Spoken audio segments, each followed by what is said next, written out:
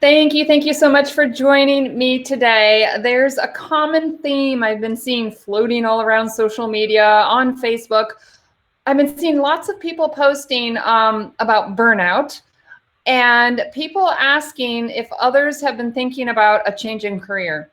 I will say a lot of the people that I've been seeing posting about this are dog trainers. That's where I have a lot of my community and a lot of the people I follow on social media. But I've seen this outside of the dog world. I've also looked at people who are thinking about moving from their professional lives and the business world, corporate world into dog training, and then people who are already dog trainers who are saying, hey, is anybody thinking that they want to get out of the industry and do something different? So it seems to be a common theme that has been really floating around a lot. I know right now with COVID and the how it's affected dog owners, everybody going out and getting puppies. I know it's that's been a big reason in the dog training world, are people just super busy and getting burned out.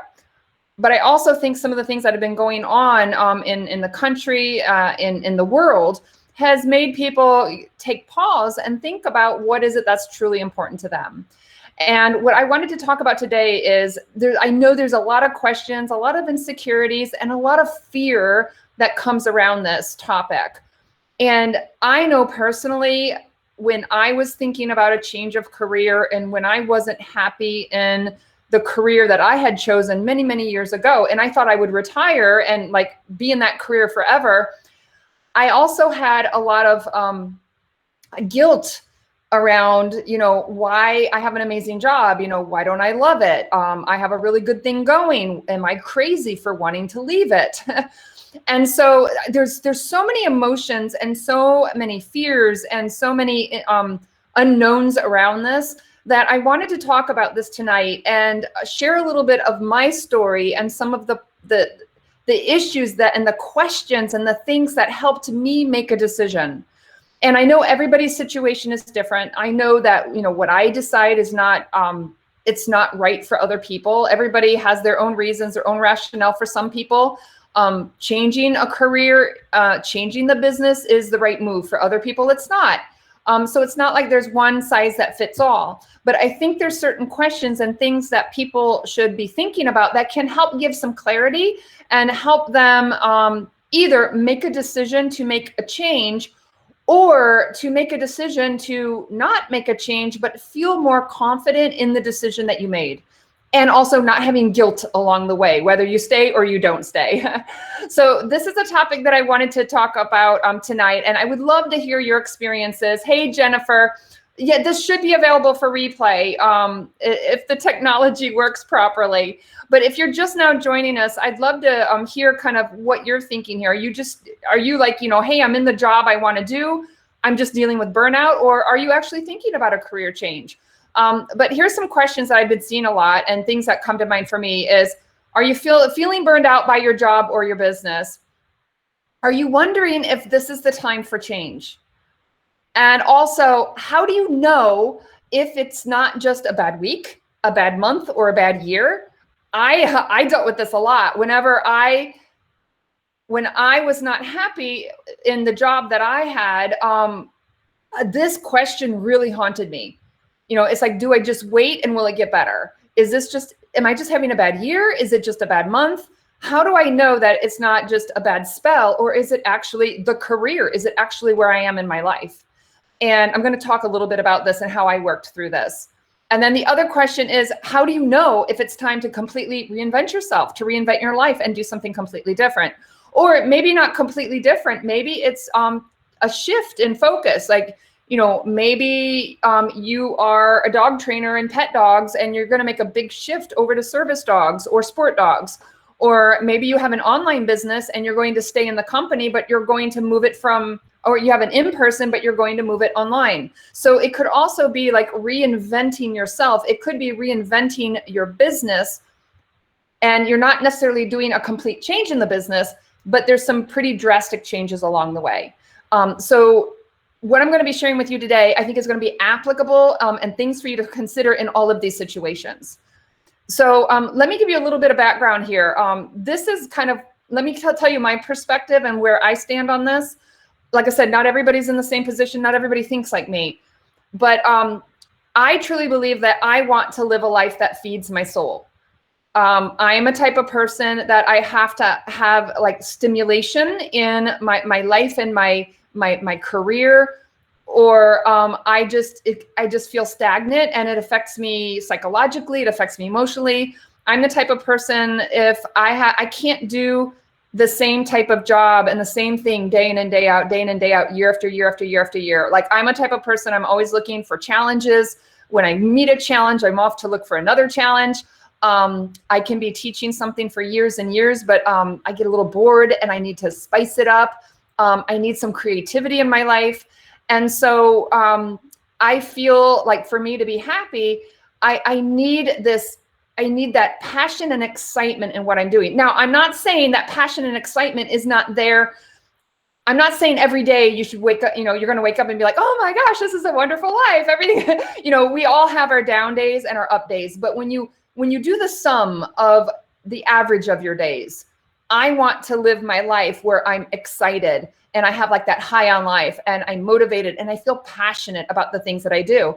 And this was one of the things when I was deciding, like, I'm divorced, but the decision of, do I stay in my marriage and do I leave? And there was a time where I'm kind of like averaging up. Do I spend more of my time miserable or do I spend more of my time happy? And, what's the relationship in this? And so this is something that like drives my relationships. My life is, I don't want to live a life that's just a mundane, a job is a job. I just have to get through it. And I don't want to have a type of job where I live for the weekend or a day off, because that's a lot of your life that you're, kind of twiddling away if all you do is you spend 5 days a week counting down the hours till Friday.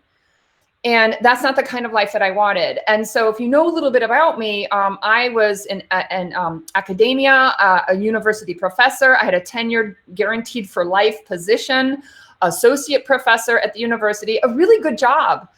This is a job that many, it's a very hard to come by job at a tenured position at a Research One university. A small percent of people actually get that kind of a position. And here I was nearly 18, 19 years into my career at the university. And I was like, I think I want to leave. And I did that. If you followed my lifestyle, I was living in New Jersey, and the lifestyle I wanted was not what I had in New Jersey. I loved Maine. I wanted to live where I could have time to do hiking and be outdoors. I wanted to be in nature. I didn't want to be in all the city and all the traffic and the rushing. I wanted a lifestyle that was a little bit more, relaxed and just, a little bit slower and enjoy life. And I had this vision for quite a while, but I ended up leaving the university. I started up my online business, and I left the university position to do canine fitness, doing canine fitness online. And some of the university people, they're like, you do what online? I'm like, well, I teach canine fitness. But my job allowed me, my online business, to build up the financial security. I was able to leave the university. I retired early. I gave up, my insurance and everything, saved up money and built this beautiful house in Maine. And I moved here last June, and I go running in Acadia National Park. I go kayaking. I have a healthier lifestyle. I still work my butt off, but I'm doing a kind of job that I brought that passion back in my life. So that gives you a little bit of the context behind, I've been there, I've done it. I've had the insecurities. It took me years to figure out that, I think I want to leave, to figuring out that I need to leave, to having the courage to make the leap. So that's a little bit of the context kind of behind this to inform you. But this is one of the things I want to say here is, we're in control of our lives. And one of the things, my friend and mentor and business coach, Jane Duber, this was a really defining moment. It was a mind shift for me, a mental shift. Is I was complaining during a coaching session, and I was talking with Jane, and I was like, I don't have time for this. And, I haven't gone running in all week. I haven't had any time to take my dog out to go to the park. I'm so busy. I don't have any time for myself. And she just stopped me. And she was like, Erica, do you own your business? Are you the one in control? Are you the one that sets your schedule? And I'm like, yes. She's like, well, You created this. If you're working 7 days a week, if you're setting a schedule where you have zero time to go out running with your dog throughout the week, you have full control over this. And, you know, instead of, I mean, she didn't say it quite like that, but it was like, instead of sitting here and complaining, do something about it. Like, you have full control. If you don't want to work that hard, don't work that hard. If you are, you know, working with clients, the kind of clients that you don't want to work with, then start making a change. I didn't have an issue with clients, but that's just an example. And I was taken aback, and I was like, oh, you know, she's right. I was the one booking all those meetings back to back. I was the one that was booking 7 days a week of appointments. I was the one that was booking, you know, 5 sessions back to back, and without any breaks. And I was like completely burnt out at the end of the day. And I had full control to be able to change that. And I wasn't. And I know not everybody has that kind of control.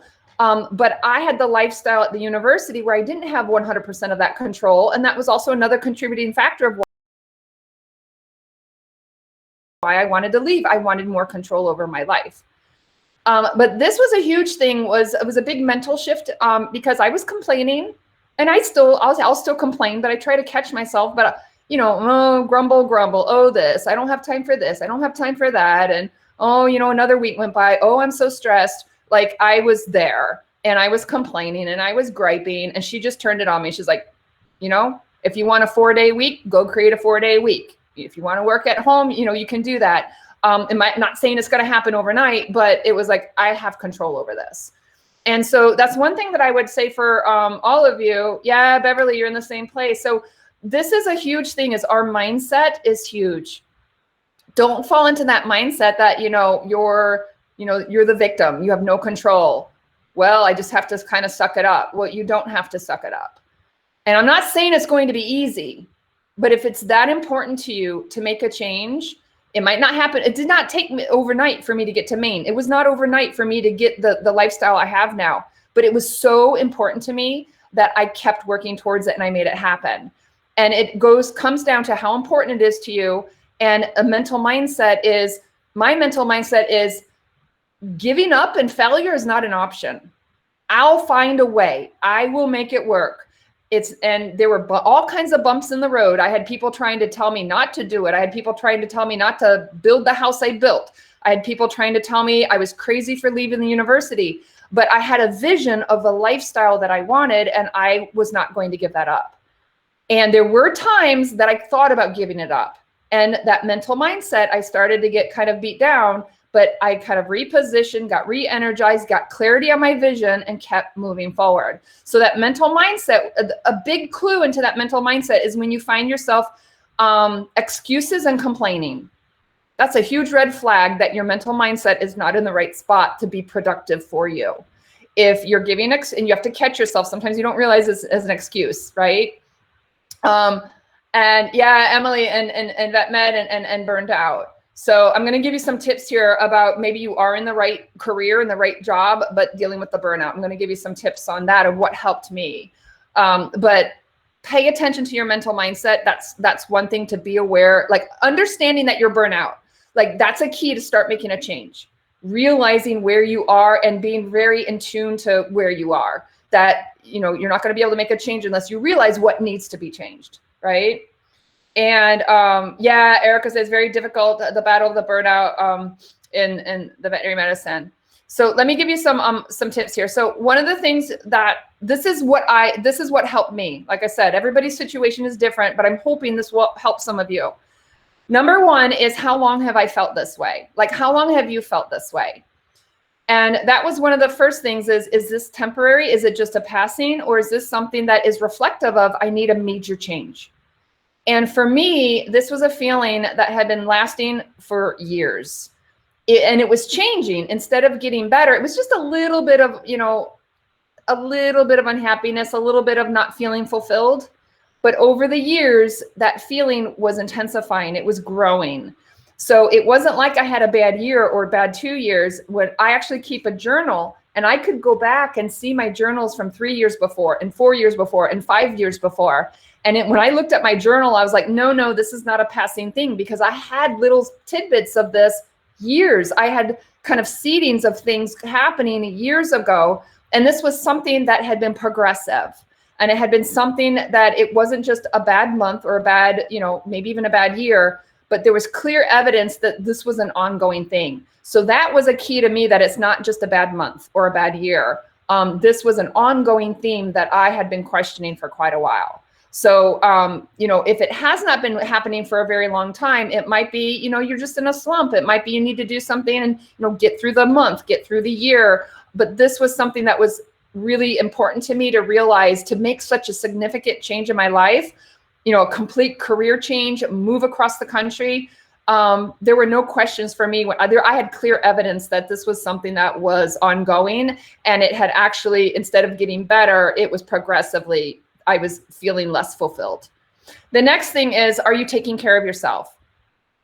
Because if you're not taking care of yourself, and if you're stressed and you're fatigued, your health is not good, everything's going to feel 10 times worse. And at the end of, sometimes when I have a day where I'm complaining and griping, and I'm like, you know what, Erica, you didn't get enough sleep last night. That's probably why I'm feeling so grumpy and unhappy. Let's get some good sleep, and let's revisit this tomorrow or next week when I had some rest. So if you're not taking care of yourself, and if you're not rested, and if you're not, eating well and taking care of yourself mentally and emotionally and physically, it's going to be really hard to make the right kind of decision, because you're not necessarily in the right frame of mind, because you've got so many other things going on. So if you're feeling burnt out, right now, and you're feeling stressed and you've got a lot of questions and doubts, the first thing to do is, are you taking care of yourself, and are you making yourself a priority? I don't care how busy you are, and how much maybe you need that money. If you don't take care of yourself and take care of your health, you're not going to be able to maintain that. And I mentioned this before, if you follow me, I treat my exercise like an appointment with the doctor. And I will kind of block out that time. And sometimes I've even had, when I was at the university, sometimes I would be like, I can't go to that meeting because I have a doctor's appointment. I would treat it like a doctor's appointment and stick with it to make sure I take care of my exercise, because if I don't take care of my exercise and myself, I will be in the doctor's office, right? So this is one thing, is if you're not taking care of yourself, everything's going to feel worse. You're going to be more stressed. You're not going to make as good decisions. And this comes in setting boundaries and knowing, what, maybe you have to say no to people. Maybe you need to carve out some time and be like, you know what? No, I actually can't meet you on Saturday. And I would advise, before you make any big life-changing decisions, is to assess kind of how long has this been happening, but making sure you're giving some space and taking care of yourself. And then if you're taking care of yourself and you're still very, very unhappy, and you're not getting the fulfillment, and you're thinking about, gosh, I really need a major change in my life, then I think you can be a little bit more strategic in going about it than if you're just fatigued, tired, feeling sick, not doing well emotionally and physically. I think you're in a better position to make those kinds of decisions. And then taking care of yourself goes back to my friend and mentor, Jane Duber, is the things that you do have control.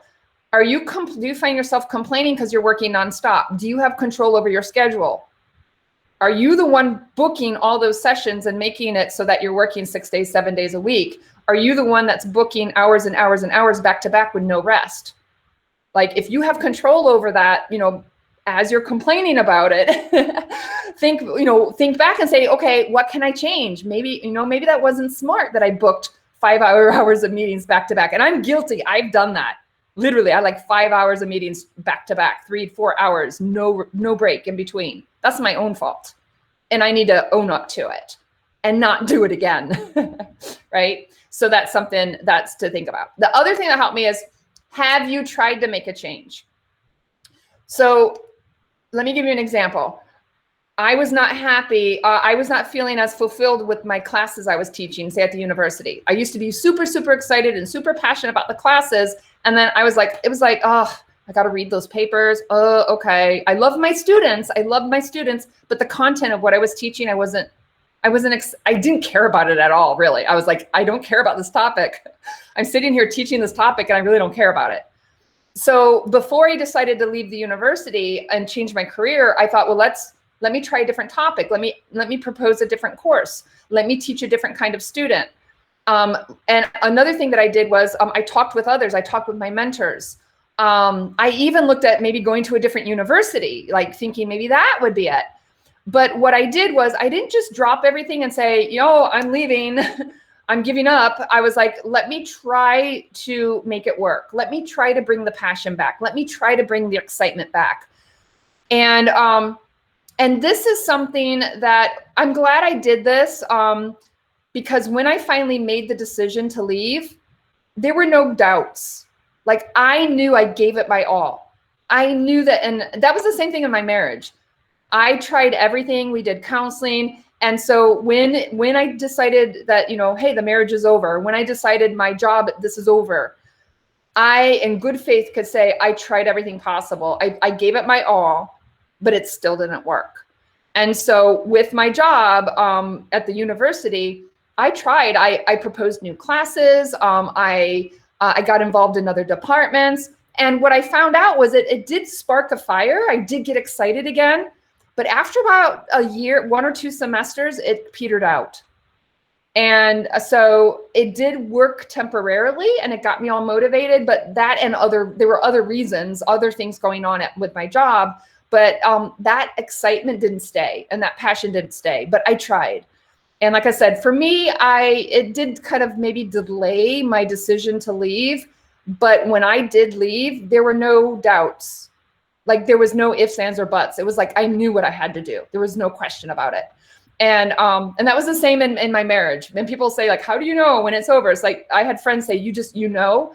And I hit that point where I was like, it's no longer a question of, do I leave my job? It was like, I have to. Like, there's no, like, I have to feed my soul. I have to do this. But if you're in that limbo and you're not sure, if you're losing excitement for your clients, you're losing excitement for what you're doing, but you're not sure if you want to do that big leap, is change things up. Try a different clientele, a different way of teaching. There may be something else that you can tap into, and that may be the trick. And if it's not, at least you gave it a try. So, hey, Kate, good to see you. You can catch the replay if you can't stay for the whole time, but hopefully if you can't stay. Okay, the next thing, this was really important also for me, and making a decision and knowing how to manage all the doubt and the insecurity and the questions and the stress, is, have you gotten an outside perspective? So I really struggled with leaving the university job. Like I said, I had guilt around it. I was like, who am I, like, to expect to feel like I should have a more fulfilled life? I was like, I have an amazing life as it is, like, who am I to be, like, complaining? And I felt guilty that I wasn't happy with what I was doing.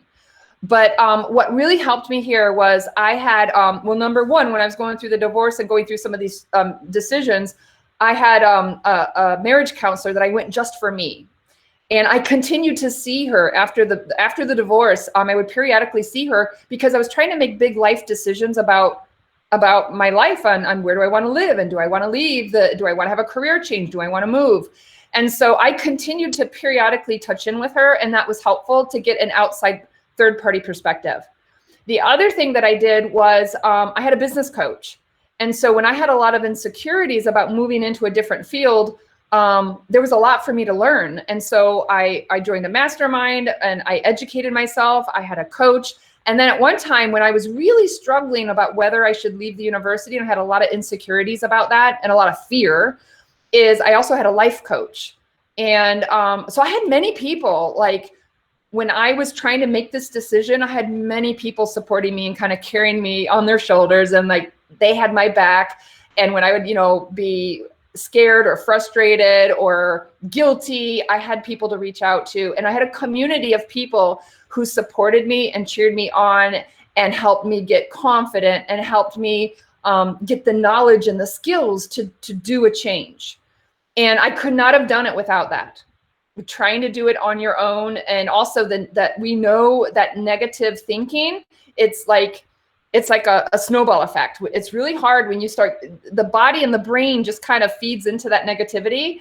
And it's hard when you start thinking about the fear and the doubt and the insecurities. It's like a snowball.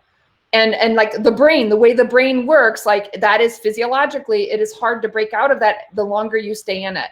So another thing that was helpful for me is having that outside perspective and support to get out of it when the fear and the insecurity and the self-doubt, it played a huge role in helping me move forward.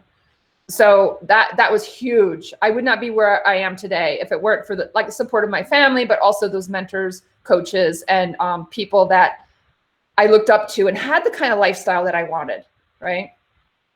The next thing is, have you identified what does excite you and what does motivate you? And this I did not know right away that I wanted to do an online business. I didn't know right away I wanted to do canine fitness. I would say that I was in limbo for a couple years when I was at the university, went through the divorce, I moved to a new town, and I had a really rough year kind of transition.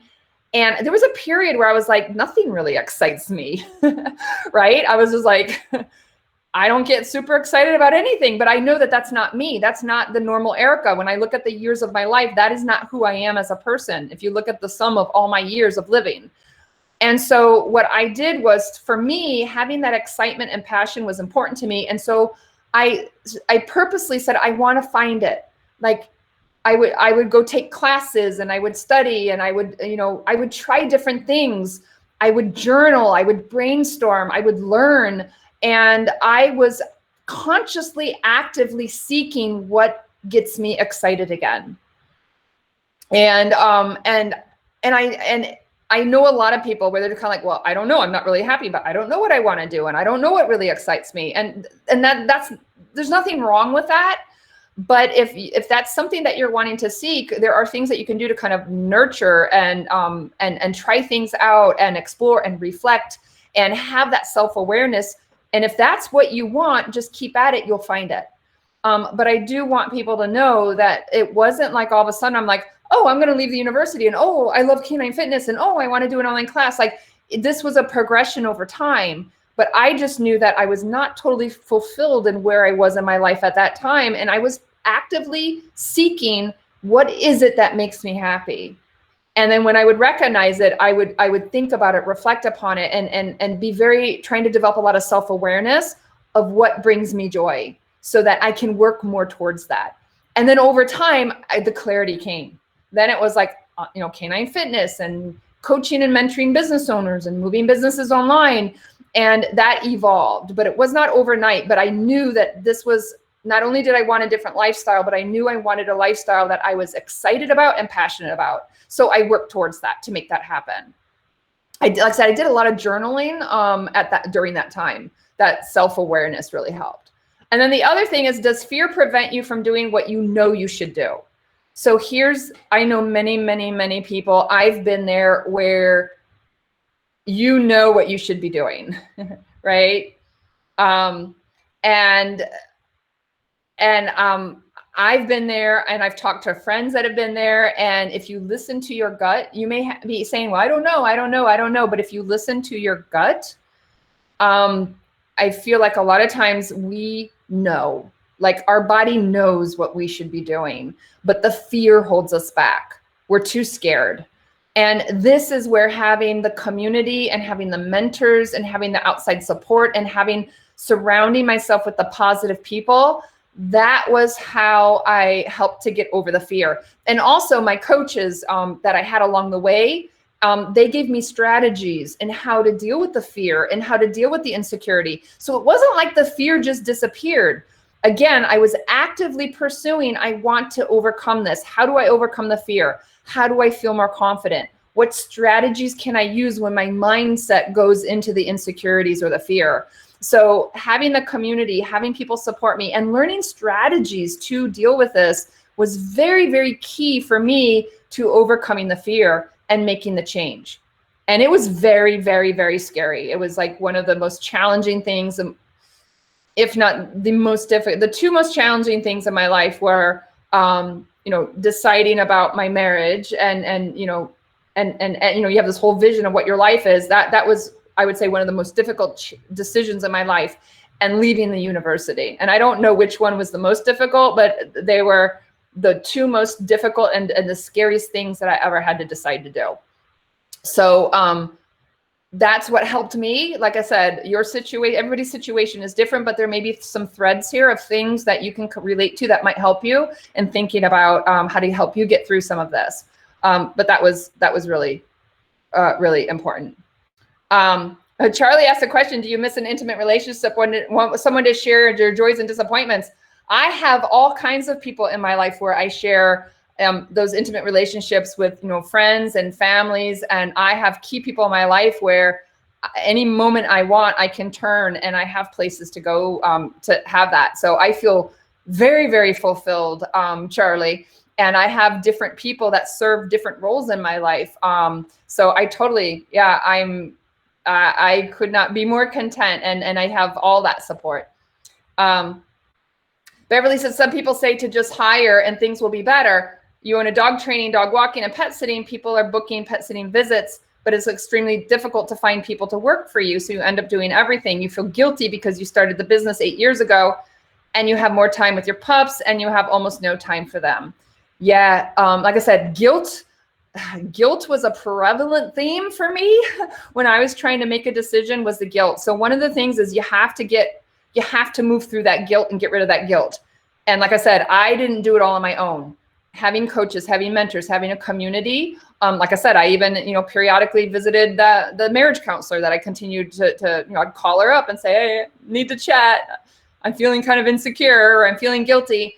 And that was really important. But I would say, you have to recognize that there's no reason to feel guilty, and you have to deal. That was a big thing for me to overcome, and it took a while for me to get over that guilt. But the first thing is, Beverly, is recognizing that and recognizing, something's got to change, and then start thinking about what are the next steps to make it happen, right? Kate, great, good question. Kate says, what if you really want to do something, what if you really want to do what you want to do isn't something that can financially support you?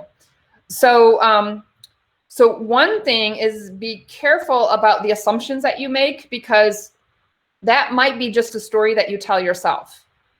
There are people out there that are making all kinds of amazing, lifestyles, making money in crazy ways that you would never think people could make money on. So number one is double check your mindset, because you may be putting limits on yourself right there. Okay.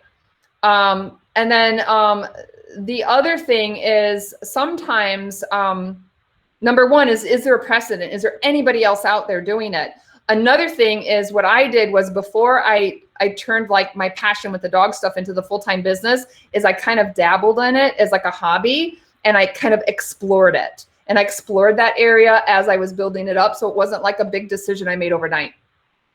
So what I actually did was, I was kind of dabbling in the university and the online and the dog stuff kind of together. And as I explored, if you had told me that I would be making sometimes 3 to 4 times the amount of money doing canine fitness online than an associate tenured professor at the university with a PhD, I had people at the university laugh at me, and I'm like, yeah, you can laugh all you want, but I know I was making more money than them. And so just do a double check. And I would say, be careful of the stories you tell yourself, because I would guess there's probably not as much limitation there as maybe you're thinking. I've got some more things kind of that might speak to that in the next slide. So the next one is, how badly do you want it? And be honest. Be dead honest. If the excuses are coming up, you're not being honest with yourself. Okay. So one of the things is, a lot of times when you give the excuses and you don't move forward, a lot of times is, it's not a big enough a priority for you. And I think it's the next one, are you willing to put in the work and the effort? So sometimes you'll say, I really want that. I really want that. But are you willing to put in the effort? Are you willing to put in the sacrifice? Are you willing? I put years into it to get to where I am today. And the answer is not always yes. And there's nothing wrong with that, right? There's nothing wrong with saying, well, I really want that, but do I want that enough to move my family? Do I want that enough I'm going to have some conflict with my spouse?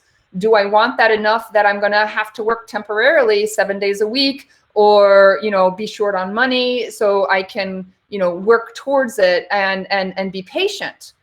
And sometimes what I hear a lot of times is people say, oh, I wish, wow, you're so lucky, or, oh, I wish I could do that. Oh, I wish I could do that. And it's like, well, you really could if you really, really wanted to. But when you look at it, maybe it's just not it's not as important to you to make all those other sacrifices in your life. So this is where I say, be honest with yourself. And if you're saying, well, I don't have the money, or, oh, well, I could never do that, or, oh, think about, well, is it the excuse, or is it just, there's other priorities you have in your life? Maybe making your spouse happy, and being in a spot where they're close to family is more important to you, right? But that is something I know when I was younger and I was living overseas and teaching overseas, and I had a lot of people saying, oh, I wish I could teach overseas. And I'm like, you can, but when it came down to it, are they willing to leave their family? Are they willing to, be across the country? And, no, they weren't willing to take that sacrifice. So, it's being honest with yourself about that. Hey, Ronnie, yeah, health insurance is a huge dilemma for people to take risks. Yes. If you have family members who are on expensive medications. Yep, exactly. So, and that was a huge thing also. And that was the biggest fear for me was the medical side and the insurance side, right? And so that's where it's like being honest is you may say, listen, in the ideal world, I would really want to do that. But to be honest with yourself, I'm willing to sacrifice that because I want the stability for my family, for the insurance and for the health, right? And so, but accept that, say, I've made the decision, and then be okay with the decision, and don't be miserable with your decision. There's not like a right or wrong decision. If you're like, well, yeah, that would be great to go off and do this amazing stuff. But you know what? I have a family. I have a health condition. My spouse has a health condition, and I'm committed to, supporting the family and understand that that's okay. And then there may be other ways. Maybe you're not going to do that big life change, but there's other ways to find that self-fulfillment. Maybe it's in smaller doses, right? But that was a huge, huge thing for me, was health insurance, the financial security of that regular paycheck coming in. That was huge, right? And then, like I said, just because if you say I'm not willing to put in that's not a negative thing. It's not saying, well, I'm not willing to leave my family and go across the country. Like, I would love to live in the Pacific Northwest, but I don't want to be away from my family. So that'll be kind of a dream that I always have. But being close to my family and driving distance is more important for me than that dream. But it's a dream. I would love to do it. But I'm like, but I want to be near my family. I want to be able to get in the car and drive to my family. And so just because I don't want to follow out on that dream is not a bad thing. It's just that I'm realizing where my priorities are. My priorities are, I want to be closer to my family. So I'm okay with that. I made my decision, right? The other thing is, does fear prevent you from doing what you know you should do? And again, I talked a bit about that on the fear-based side already. And that is something that I know holds a lot of people back. It held me back for quite a while. It held me back for a few years. Once I made the decision I wanted to leave the university, it took me quite a while to get the courage to actually do it. Part of my fear was financial. And so what made me overcome the fear was always there, but what helped me overcome the fear to take action is the financial side was a huge, huge thing for me. So what I chose to do is I stayed at the university longer while I built up my online business. And so I had two incomes coming in. I worked my butt off, but I had two incomes coming in, and I saved. So when I left the university, I had such a nest egg that I felt confident. And I was like, okay, I have enough money to support myself for a year or two if I have zero money coming in. And so I chose to stay in that position that maybe I wasn't the most fulfilling, but because my financial insecurities and my fear was so important. And I was like, this is too scary for me to just up and leave. I need that financial security. So I chose to stay for like another year and a half at the university so I can just work extra hard and save.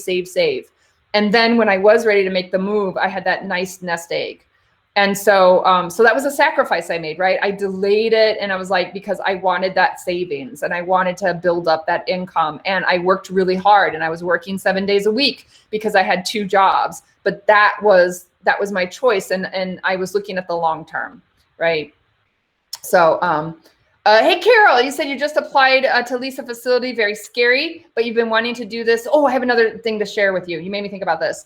You've been asked by friends, do you think you can do it? And your answer is, I will make it happen. That's what I was like, going to make it happen. What I tell people is, there's no such thing as failure. Is I may have a redirection. I may change my direction, but giving up is not an option. Now, my vision may change. I may say, hey, I want a facility and I want to have my own business and do this and that. And maybe the end results aren't that, but it's because I'm willing to just adjust along the way, and my goals will change. But I go into it saying, you know what, if this is really important to me, I will make it happen. And then sometimes I decide later on it's not important and I change my mind. But having that drive to push forward. And oh my gosh, you just slipped. Oh, the other things that I was going to say is, what were defining factors for me. One, like I said, a mind shift when Jane Duber was like, Erica, kind of stop complaining about your schedule if you have control over it. There were 2 other things. Number one is when I was making the big decision to do it from a hobby to a business. So I was doing canine fitness as like a hobby, making a little bit of side money, and then making it as trying to pursue it as a full business. I was driving down the Garden State Parkway in New Jersey. I think I was coming home from the university, and I had a skin biopsy, and I've had skin cancer in the past. And I remember very distinctly, because the program to get the business support, before I dove into it, I basically had to do like a master's program in business. I had a lot of teaching experience, but I had to invest it was like $25,000 to educate myself in business so I can take my online fitness stuff and move it into a business model that was productive. And that was a lot of money. And I was like, I don't know, this is very scary. And what was happening is I was driving down the Garden State Parkway. The doctor called me. I put it on speakerphone, and they said the results of the lab came back positive. So I had another skin cancer. And right then and there, I was like, it's the big, if you're going to get cancer, skin cancer, it wasn't melanoma. That's the one to get if you're going to get it, but it's still the big C. It's the big cancer word. And so I'm driving, and I was like, right there, I decided I'm going to do it. I'm going to try to take my online business, and I'm going to go big. I want to do an online academy. I want to do whatever I have to do. I want to invest in the support. I want to get a coach. I want to educate myself. And that phone call was a deciding factor, because I was like, I don't want to live my life and of regret and say, what if I tried to make my business bigger? What if I tried to make an online academy? And that was a huge deciding factor. Is I thought, even if I fail, let's say I put $25,000 into a program and I fail, right? My business doesn't take off. The way I looked at it was the investment in my education I have for a lifetime. So I looked at my investment as like, I looked at it like a master's degree. And I was like, the knowledge that I get, I will have for a lifetime. Maybe this business won't work, but I'm willing to take the risk. And if that business fails, I'm not going to regret it, because I'm going to learn so much in the process. And that was a big deciding factor for me, is kind of facing, when you're dealing with the word cancer and you're looking at, how do I want to live my life? And do I want to live my life at the end of the day and be like, man, what would have happened to my life if I had tried that? And that was something that I was willing to say, you know what, let me dive in, 2 feet in, I'm going to dive in head first. We're going to go for it and see if it's going to work. If it doesn't, I'm okay with my decision. But that was a huge deciding factor for me. Carol said that's what you told them. You might be doing dog training now, but might be rock climbing later. Yeah, whatever pays the bills, almost. Yeah. So those were some of the things that, like I said, that were some key things in helping me get through the indecision, some key things that helped me getting through some of the fear and trying to decide, gosh, I'm not feeling very fulfilled. I'm not getting what I want, out of my life. And what can I do to change that? And, Rodney made a good point here about the health insurance is, I was, this was a process that took years. And there are ways, if I had to stay in the university and I didn't do a shift, I would be just as determined to say, how can I make my life more fulfilling So maybe I stay in the university, but I feel like there's things that I'm not getting fulfilled in my life. I can tell you right now, knowing my personality and my past is, I would have been, okay, maybe I have this job that I'm not super crazy about, but I will aggressively find ways and seek out something that's going to make me feel more fulfilled and happier than maybe what I am. So it, like I said, it wasn't overnight, and it definitely wasn't something that it wasn't instant gratification. And that was one of the kind of, the approaches that I took. And I'm, like I said, I'm not saying it's easy, and I'm not saying everybody should just drop everything and say, oh, I've always had this dream to go live in South Africa, and I'm just going to leave my children and, go. But for people that are wanting to make some decisions, it can be small decisions or small changes, or it could be a big life, change.